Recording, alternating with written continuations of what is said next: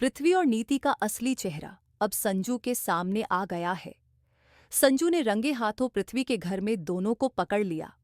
नमस्कार दोस्तों, TV serial Parineeti के आज के एपिसोड में आप देखेंगे कि पहले नीति गार्ड से लड़कर पृथ्वी अग्निहोत्री के घर पहुंच जाती है।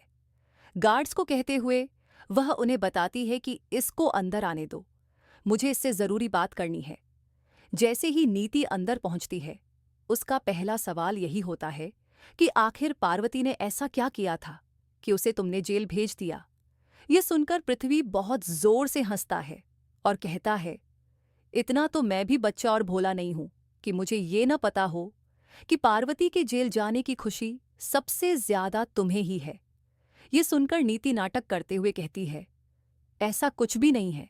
मैं क्यों चाहूंगी कि पार्वती जेल चली जाए? तुमने किस सजा में उसे जेल भेजा है?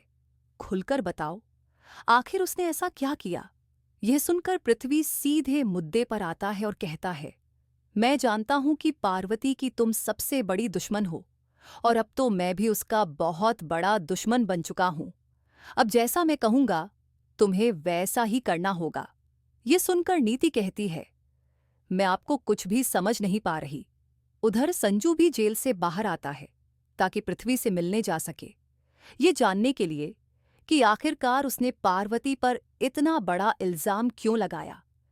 जब संजू पहुंचता है तो गार्ड्स उसे रोकने की कोशिश करते हैं, लेकिन गार्ड्स को नाकाम करके संजू घर के अंदर घुस जाता है। यहां पृथ्वी नीति को बहुत बड़ी रकम देकर कहता है, मैं जानता हूं कि हमारा मकसद एक है, तो हमें मिलकर ही अपने लक्ष्य पर काम करना चाहिए। यह सुनकर नीति पूछती है, इस सारी रकम के बदले तुम मुझसे क्या चाहते हो?